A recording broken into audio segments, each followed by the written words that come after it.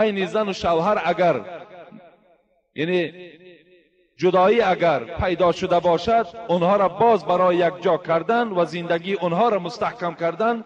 اگر ما دروغ هم که گوییم، پیش زن رویم گوییم که مرد پشیمان شده است و میگوید که کاش که یک بار دیگر باز زندگی کنم، و پیش شوهر رفته مثال از حساب زن گپ زنیم که زن تو هر روز گریان است و باز زندگی دوباره میخواهد. این گونه سخنهای دروغ هم اگر استفاده بریم برای یک جای شدن زندگی اینها هم جایز است. السلام علیکم دوستان عزیز. آیا شما برای گذشتن از سرحد دشواری میکشید؟ مهلت حجت‌هایتان به آخر رسیده است؟ پس من برای شما خدمت رسانه شرکت نور محمد را پیشنهاد میکنم. با ماشین‌های نو و زمانوی، با باوری و اعتماد کامل توسط رانندگان مرد و زن، شما را از منزل استقامتیتان تا خط سرحد برده برای عبور مرز مساعدت می نمایند. یادآور می شویم که اگر شما از نام شبکه حاجی میرزا مراجعت نمایید، برایتان تخفیف ارائه کرده می شود. رقم ها برای تماس: جمع 7 926 319 59 61. شرکت شفافرما داروهایی را پیشنهاد میکند که برای بیماری‌های درونی و بیرونی انسان دوا بخشند. از قبیل فشار بلندی، گای مرید، بیماری‌های معده، روده، گرده، جگر، عضوهای هاضمه، درد گلو، راه نفس و غیره. اینچنین اگر شما بیماری‌های پوست دارید به مانند پسریاس، سفید شوی پوست، داغ‌های سیاه، پس داروهای شفافرما به شما کمک میرسانند. غیر از این اگر شما مشکل‌های اورولوژی و گینکولوژی داشته باشید، پس به شرکت شفافرما مراجعت نمایید و اینچنین مشورت طبی بگیرید. همچنین برای زیاد کردن ریش و موی سر، با قوت کردن مردانگی، داروهایی را با نمود کپسول و روغنی که ها در دوا دارند پیشنهاد می نمایند. این من حتی از یک داملای کلان پرسان کردم، اون حضرت گفتن جایز است. جایز است که برای اگر نماز و اگر یگان دروغ استفاده برده و آمده نماز خواند. اگر چنده که مثال دروغ در حدیث های پیغمبر میگوید برای در حرب، یعنی در حالت جنگ، الحرب خدعتون گفت از پیغمبر، جنگ خودش فریب است. یعنی جاتا از اینجا ایواز میکنی، از اینجا ایواز میکنی برای دفاع کردن جان خود از دشمن. این هم یک نمود فریب است. این رسول اکرم اجازت دادند. و دیگر فریب، این دیگر دروغ جایز است اگر بین دو آدمی که قهری باشند. ما رفته پیشی او کس میگوییم که وای بسیار پشیمان شده است، حالان که وای پشیمان هم نشده است. ولی امروزه قهری های ما و شما برعکس تکبری دارند، فخر میکنند. اگر ما رفته از جانب اونها گوییم که وای پشیمان شده است، وای خودش را هر روز ملامت میکند که این چی کاری نامعقول بود، اگر این گونه سخنهای دروغ هم استفاده بریم تا که دل وای نرم کنیم و اینها باز با یکدیگر آشنا شوند، این دروغ هم جایز است. و دروغ دیگری که جایز است بین زن و شوهر اگر یعنی جدایی اگر پیدا شده باشد، اونها را باز برای یک جا کردن و زندگی اونها را مستحکم کردن.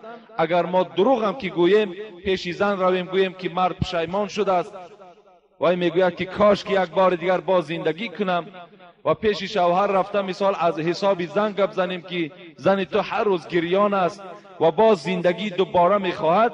این گونه سخنهای دروغ هم اگر استفاده بریم برای یک جای شدن زندگی اینها هم جایز است. السلام علیکم داملا حاجی میرزا. داملای عزیز، همه آبادی مسجد از برکات شماست و ما نیز از 90 کیلومتر پیش شما می آییم و روز و شب در حق شما دعا میکنیم. یک سوال داریم: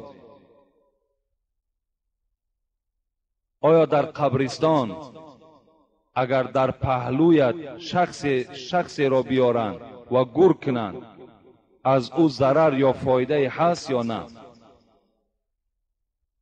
با احترام.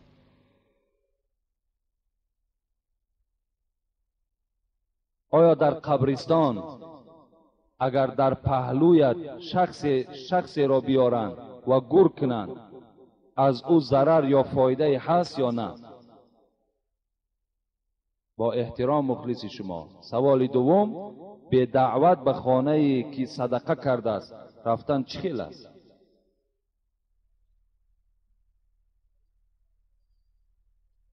اگر ما و شما در گورستان، این سوال این برادر این است که در گورستان اگر در پهلوی تو نفر را بیارن، آیا از حساب او همون همسایش عذاب یا راحت میبیند یا نه؟ در حدیث های پیغمبر میگذارد، در قصه ها هم میآید که از پیغمبر خدا این سوال کردن: ای پیغمبر خدا، اگر در قبرستان در پهلوی من یک شخصی نیکی را، خوش اخلاقی را اگر آورده و گور کردن، آیا از او به من یگان فایده ای هست؟ رسول اکرم گفتند آیا اگر وی زنده می شد و اگر همراه او تو یک جا بودی یا در همسایگی او زندگی می کردی، آیا از او به تو چیز فایده می رسید؟ گفتم بله، فایده می رسید. گفتند مادامی که اگر در حیاتت در پهلوی آدمی نیک باشی، در همسایگی آدمی نیک باشی، از او به تو فایده که رسد، در مردنم انا همین احوال است. این اگر در پهلوی ما و شما نفری را خوابن که وی عالم است، وی شهید است، وی روزدار است، وی با نماز است، وی عبادت کننده است، خوش به حال ما و شما. لیکن اگر در پهلوی ما و شما نفری را خوابانند که خیلی بد اخلاق، بد گفتار، بد کردار و دیگر عملهای ناشایسته ای را در دنیا انجام داده باشد، ضرری او به همسایش می رسد.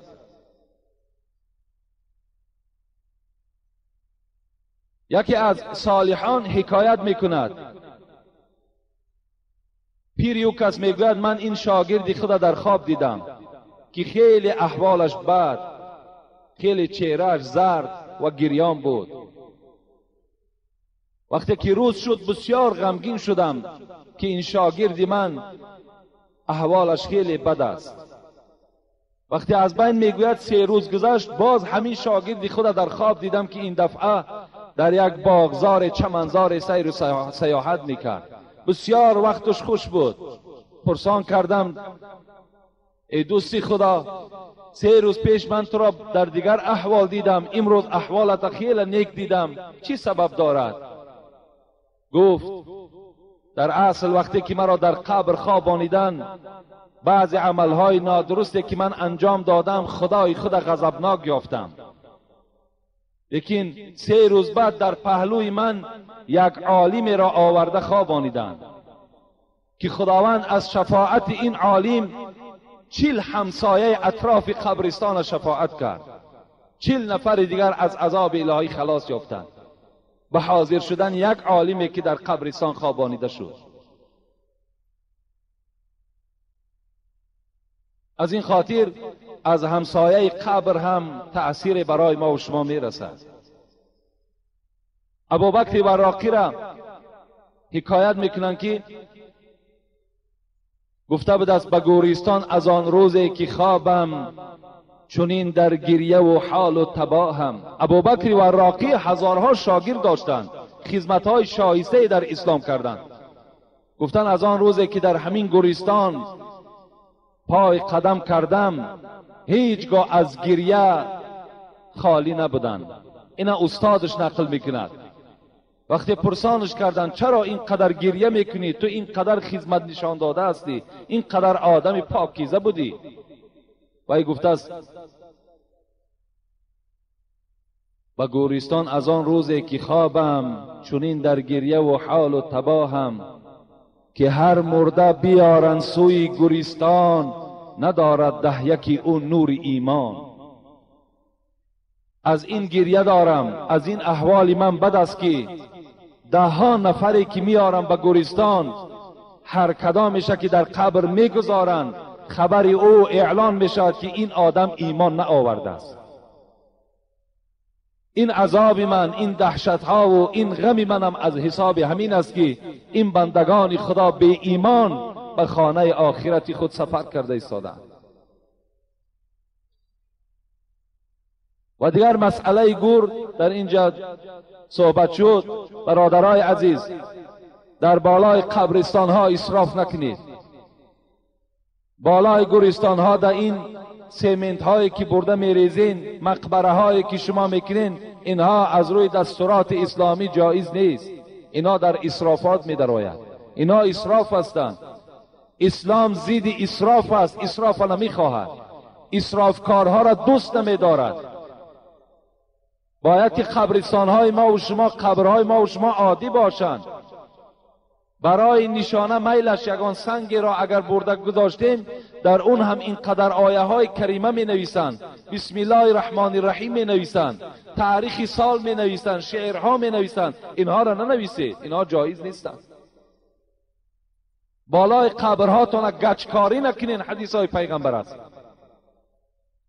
بلکه می توانین در قبرستان هاتون درخت شینانین، قبرستان ها را به گلزارها مبدل کنین. قبرستان ها یک منظره های زیبایی شوند. اون گل های تر و تازه تسبیح مرده را میگویند. لیکن این مناره هایی که شما میکنین، اینقدر اسراف هایی که بالای گورستان ها میکنید، اینها را اسلام برای شما رخصت نمیدهد. شما گناهگار میشوید در این مبلغ هایی که در اون مقبره های بالای گورهاتون صرف میکنید. حضرت مولوی جنونی را خدا رحمت کند میگوید اگر گورت همه نقش و نگار است، چی سود پر در لحد گر اژدهار است. چی فایده دارد بالای قبرها را اینقدر نقش و نگار کردن وقتی که داخل قبر از اژدهار خالی نباشد؟ وقتی داخل قبر عذاب داشته باشد، این نقش و نگار به کی فایده دارد؟ برادرای عزیز و پدرای مهربان، همه شما آینده زیر قبر می روین. کاری کنین که داخل آباد کنین، بیرون آباد کردن هیچ معنی نداره. میلش از گورهای پدر و مادرهامون خبر میگیریم، اطرافهاش را تازه میکنیم، سبزگاری میکنیم، درخت میشینانیم، لکن عمارت نمیکنیم. عمارت جایز نیست. در مسئله ها من چندین بار خبر دادم که حتی اگر گورکنها در داخل قبر ساعتش فراموش کند، لباسش فراموش کند، یا بیل میکندگیش فراموش کند، اگرچه در اسلام قبر دوباره کندن جایز نیست، لیکن برای آن که این ساعت فراموش شده است، یا لباس فراموش شده است، یا بیل فراموش شده است که به این آدم های زنده محتاجند، برای این اسلام رخصت میدهد که قبر دوباره کنین.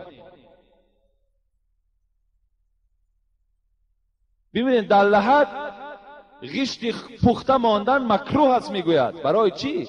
برای که به غشت پخته آدمای زنده محتاج هستند. یا اگر در لحد تخته مانی مکروه است میگوید. برای به تخته آدمای زنده محتاج هستند. برای مرده چی در کار اینها را؟ نکنید برادرای عزیز. اینا احترام پدر و مادر هم نشانه میدهد. شما در دنیا دعای پدر و مادر را گیرین، این بهتر است از او که بالای قبر او را اگر تو طلایی کنی. بسیاری فرزندها هست که پدر و مادر را در حیات ناخشنود میکنن، خفه از دنیا روانشان میکنن و بعداً چیکار میکنن؟ بعداً دیگر میبینی که هفته ها نان دادن، بعد بالای قبرهاشان دیگر میبینی که هر گونه نقش نگار دادن، وای به تو فایده نمیکنه. پدر و مادر در حیات دعاش بگیر، در حیات با او معامله نیکن. این است بردی شما. و دوم سوالی که این برادر ما کردن، به دعوت خانه‌ای که صدقه کرده باشد رفتن درست است یا نه؟ امروز انشاءالله من باوری کامل دارم که این مسئله خیلی حل خودش یافتگی است. اگرچند که در دوره‌های کمی چند سال پیش بعضی از شعارهای نادرست و بعضی از تبلیغهای نادرست وجود داشت که هر جایی که اگر صدقه را شنیدین یا نان را شنیدین حتمی روین. این دروغ است. صاحب 4 کتاب خدا رحمت کند میگوید اول آن باشد که مانندی مگس، مردی ناخوانده شود مهمان کس. هر کی او مهمان کس ناخوانده شد، نزد مردم خار و زار و رانده شد. آدم ناخوانده گفته است حکم مگس دارد، حکم پشه را دارد. پشه را بینین از این خانه به او خانه، از او خانه به او خانه حرکت میکند، عاقبت در یک خانه میزنن، نابودش میکنن. آدمی که دعوت نداشته باشد، آدمی که او را به سوی اون خانه نخوانده باشند، ترک کنین. این دروغ است که نانشون دیدیم باید که رفتن واجب باشد.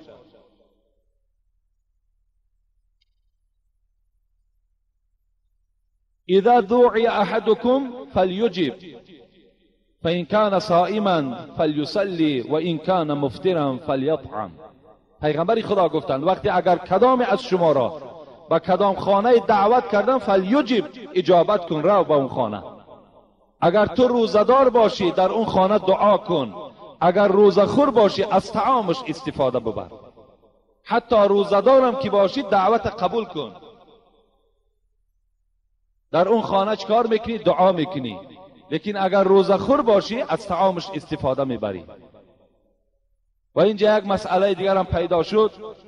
اگر در کدام خانه ای که رفتید مبادا پیش شما طعام آوردن، این یک فعل پیغمبر بود که اگر رسول اکرم طعام معقولش میشد طعام میخورد، اگر مبادایی که این طعام شور میشد یا مزه نمیداشت وای عیب نمیگرفت، وای کمبودی این طعام نمیگرفت، بلکه میگفت که من اشتها ندارم.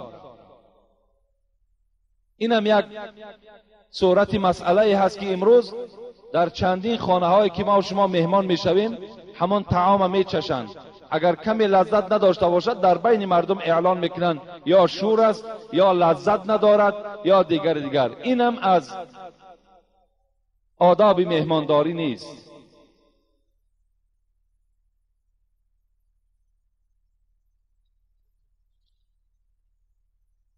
السلام علیکم داملای شیرین سخن، حاجی مرزا.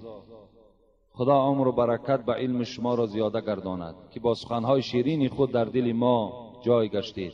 من بار اول است که در مسجد شما اشتراک دارم و میخواستم با این سوال خود پاسخ گیرم.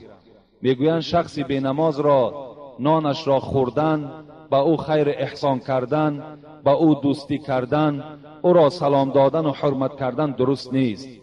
ولی ما را چنین شخصان و مرا چنین شخصان به خانه خود دعوت میکنند، سلام میدهند، با ما دوستی کردن میخواهند، خیر و احسان و حرمت میکنند. بگویید که ما جوانان در این معامله چیکار کنیم تا اینکه دشمن مردم و دشمن خدا نگردیم؟ با عذر و احترام، بابای داملا، خدا شما را نگه دارد. در کتاب زکات دادن بر آدم کافر من میکند و الا خیر احسان به کافر دادن جایز میگوید. ما باید آدمهای بی نماز تربیه کنیم. آدمهای بی نماز باید از معرکه ها پیش نکنیم. اونها را با چشم حقارت ننگریم، اونها را دشنام ندهیم. باید که اونها را ما و شما مثل برادر نمازخوان دوست داریم، احترام کنیم. رسول اکرم میگوید لا یؤمن احدکم حتی یحب لاخیه ما یحب لنفسه. ایمان شما کامل نیست تا آن زمانی که آن چیزی را که برای خودت دوست می‌داری برای برادر مؤمن دوست نداری. یعنی آن برادر را ما و شما باید که تکلیف کنیم. اگر تکلیفی بر خانهش کند به خانهش میرویم و در خاندانش وقتی که ما و شما نعمتهای خاندانی او را خوردیم باید که باید شینانده و نصیحت کنیم. هارون الرشید، یک قصه یادم آمد.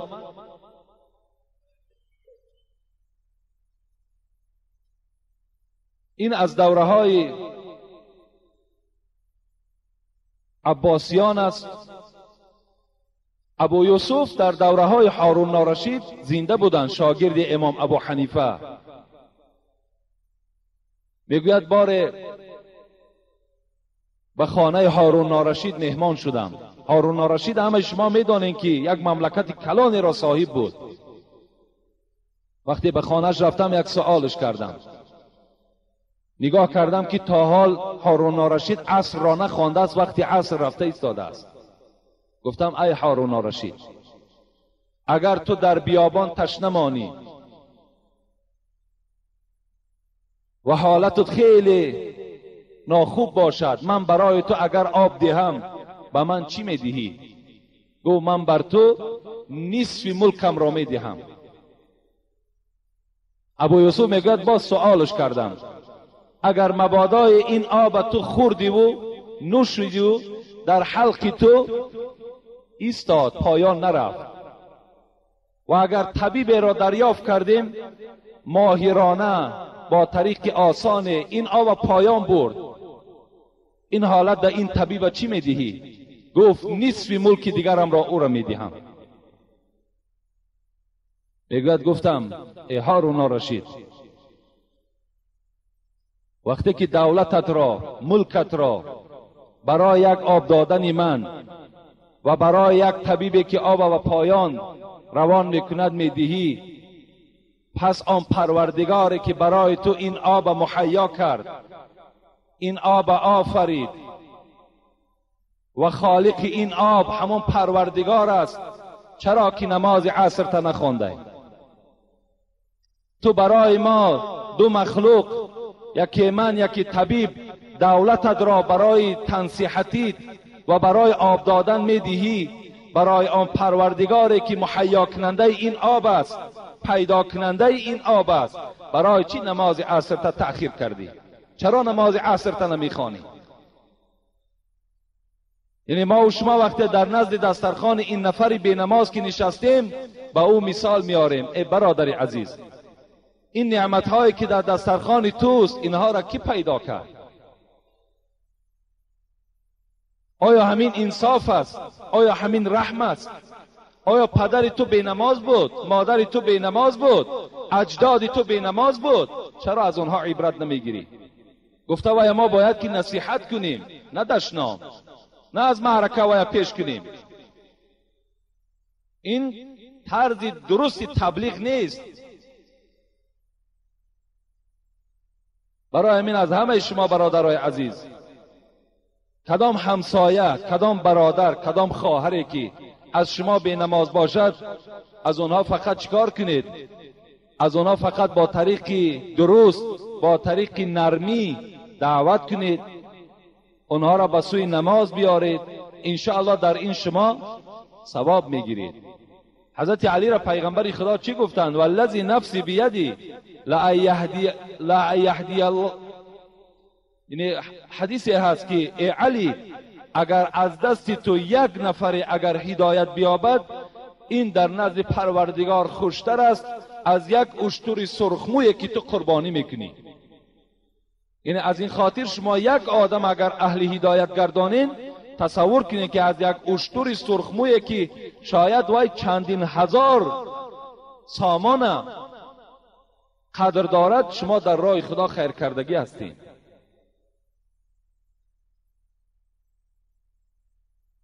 اینجا یک سوالی هست، شاید این وقتی ما تا حد امکان گپ میزنیم. یک برادر از ما التماس کردن که این سوال چند جمعه پیش بود که در باب غیبت کمی صحبت کنم و امروز اما در یک معرکه سحر بودیم. همون خاندارم باور کنید تکلیف کردن از پیش خود که شما در صحبت هاتون در باب غیبت سخن کنید که هر معرکه که می نشینیم فقط غیبت است، فقط غیبت است. غیبت خودش چی معنا دارد؟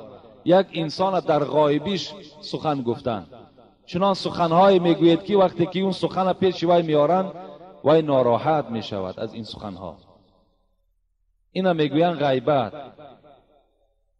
خداوند در قرآن میگوید ولا یغتب بعضکم بعضا ان یحب احدکم ان یأکل لحم اخی میتا فکرهتموه. خداوند میگوید ای بندگان من، یکدیگر را غیبت نکنید. آیا دوست می‌دارید این که گوشت یک برادری مرده شده را پیش تو نهایند، پیش تو گذارند و به تو امر کنند که این گوشت را بخور فکرهتموه، آیا برای تو این خوردن دشوار است؟ برای تو نفرت آور است که گوشت یک برادری مؤمنت را بخوری؟ از غیبت باید ما و شما دور باشیم. حضرت سعدی میگوید مکن غیبت اگر عقلت تمام است که گفتار تو در غیبت حرام است. غیبت کردن این حرام است، این درست نیست. اگر عیبی تو گردد بر تو ظاهر، با عیبی کس کجا پرداز آخر. حضرت میگوید که کنی یک عیبه های خود حساب کن، یک تاریخ خود نگاه کن، چند قدر عیب داری، چند قدر نقص داری. عیب یک برادر مؤمن تا کجا تو میکاوی؟ کل المسلم علی المسلم حرام، ماله و دمه و عرضه. پیغمبر خدا میگوید هر یک مسلمان بر مسلمان حرام است. چی حرام است؟ خون او، مال او، آبروی او.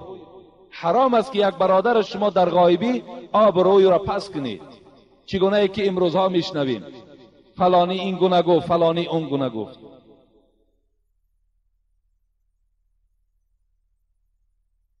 مالک ابن دینار حکایت میکنند که میگوید بسیار عادت مبارکش این بود که در قبرستان می نشست، فقط در قبرستان می نشست. گفتن ای مالک ابن دینار تو کجا می نشینی؟ نخواد جای شیشتن نیافته باشی که نشستگاه خود قبرستان در قرار دادی. حضرت مالک ابن دینار چی گفتند؟ گفتند ای مردم، گفتند من در بین قوم نشستگی هستم که اگر در بین اونها ماها که نشینم کسی اونها مرا آزار نمیدهند. من در یک مکان نشستگی هستم که اونها مرا آزار نمیدهند اگر یک ماه همراه اونها نشینم، و اگر وقتی که از پیش اونها خارج میشم و خانه میآیم کسی اونها مرا از پسم غیبت نمیکنند. و حضرت گفتند نشستن با مرده ها بهتر است از آن که با نشستن زنده ها. که امروز اگر در بین مردم نشینی آزارت میدهند، اگر از معرکه بیرون شوی از پس غیبت سر میکنند. حضرت مالک ابن دینار گفتند هزارها بار بهتر است از شما باری زنده های غیبت گرده همون مرده هایی که خاموش هستند. امروز زنک ها الکی قفا ماندن. غیبت این اولا از زنها بود، امروز مردها این غیبت را گرفتند که در هر معرکه‌ای که می نشینیم کدام معرکه‌ای نباشد حتمی غیبت در اونجا وجود دارد، بی غیبت نمی شود. رسول اکرم می گوید من یزمن لی بین لحییه و ما بین رجلیه ازمن له الجنه. کسی اگر ضامین گرداند خودش را به سوی من این که زبانش را داشته می تواند و بین پایش را از حرام نگه می دارد ازمن له الجنه، من هم خودم را ضامین می گردانم که وی را وارد جنت بگردانم. کدام شما اگر قوت داشته باشین و خودتان را ضامین گردانین در نزد پیغمبری خدا که ای پیغمبری خدا من این زبان فقط در یاد خدا و در تعریف بندگان خدا و در فقط خوشگفتاری صرف میکنم، رسول اکرم برای تو ضامین میشود که تو را وارد جنت کند. من کان یؤمن بالله والیوم الاخر فلیقل خیرا او لیصمت.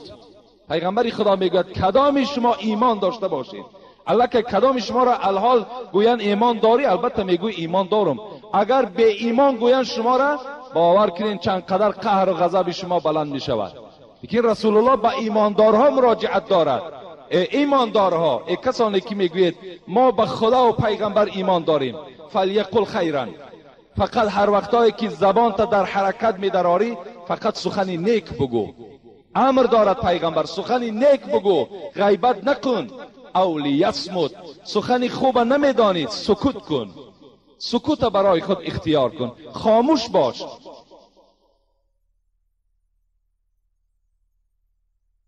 و آخر دعوانا ان الحمد لله رب العالمین. انشاءالله اینجا در حق برادرانی هستن که دعا میکنیم. اینجا یک برادر التماس کرده است، التماس یگان 20 دقیقه زیادتر گپ زنید از دوشنبه مهمان ها. اینجا در الحمدلله که مهمان های زیاد داریم و این 20 دقیقه را ما نمیتونیم که البته الحال دراز کنیم، زیرا ما میتوانیم که از قسمی یعنی از ساعتهای 11 هم موعظه ها منحصر کنیم. میتوانیم انشاءالله. اینم یک فکر میکنیم، شرط شرایط هاش میابیم تا که همین 1 ساعت نه بلکه 1.5 ساعت کنیم. لیکن اینجا در باز یک گفت حکیم ها ناگفته نماند. میگویند سخن خوش ز هر چی مرغوب است، شیوه اختصار مطلوب است. همین سخن خوب اگرچه مردم در رغبت میارد، اگرچه مردم مست میشود، اگرچه مردم یعنی یک خواهشات زیادش پیدا میشود، باز میخواهد که سخن درازتر باشد. لیکن این شاعر میگوید که شیوه اختصار مطلوب است. من میگویم که سخن خوش کمترش بهتر است. برای چی؟ مثال میارد که شهد اگرچه نفع بیگران دارد، چون از آن پرخوری زیان دارد. همین عسل میگوید سر به سر فایده است، سر به سر شفا است، در همه دردها شفا است. لیکن اگر از همین عسل هم که زیاد خوردی همون زلالت میکنه. از این خاطر سخنهای خدا و پیغمبر از عسل دم دیده شیرین تر است. لیکن فکر میکنیم همین 1 ساعت شاید کفایت کننده باشد برای ما و شما. همون باز میگردیم به سخن همون محمد صاحب ایرانی، 1 نکته بس است اگر شعور است، ورنه چو چراغ پیش کور است. برای آدم دانا، برای آدم اهل فهم 1 نکته بس است، 1 جمله بس است اگر عقل و خیرت و فراست داشته باشد. لیکن اگر عقل، خیرت و فراست نداشته باشد، برای او اگر ساعتها نه بلکه شبها اگر گپ زنیم مثل 1 چراغ در پیش 1 آدم نابینا گذاشتن است. در حق پسر بیمارم دعا کنید، استاد پیر احمد و برادر حاجی بازارعلی دیروز 100 سامان زکات آوردند. در حق بابای ابراهیم و در حق استا غیرت دعا کنید 12 سامانی. این برادران هستند که در همین بینای نوی که ما کرده ایستاده ایم دستگیری میکنند و ما باز مقصد در پیش گذاشتیم که این بینایی که لکه 1 آشیانش آباد شد و بالای و الحال مردم به حضور نماز میخوانند، در داخلش هم نماز خوانده میشود. لیکن انشاءالله تعمیر داخلش بعد همین عید انشاءالله شروع میکنیم و دوم آشیانش هم باید که شروع کنیم و دوم آشیانه هم میشود و از این جانب طرف راست ما هم باید این گونه عمارت از 2 طرف باید که یعنی قامت افراخته کنند. فقط دعای خیر شما، فقط یاردم شما. هر کسی که ذره حصه خودش میگذارد انشاءالله وای ثواب خیلی زائد را نصیب میگردد. یعنی همه شما اینا شنیدگی دارین که این صدقه جاریه می شود. شما اگر چنده که در قبرستان خواب هستین، روح شما در عالم ارواح هم که باشد نامه اعمال شما کشاده است. هر نفری که در این عمارت بنا کرده شما نماز میخواند ثواب این خداوند در نامه اعمال تو نویساندن میگیرد.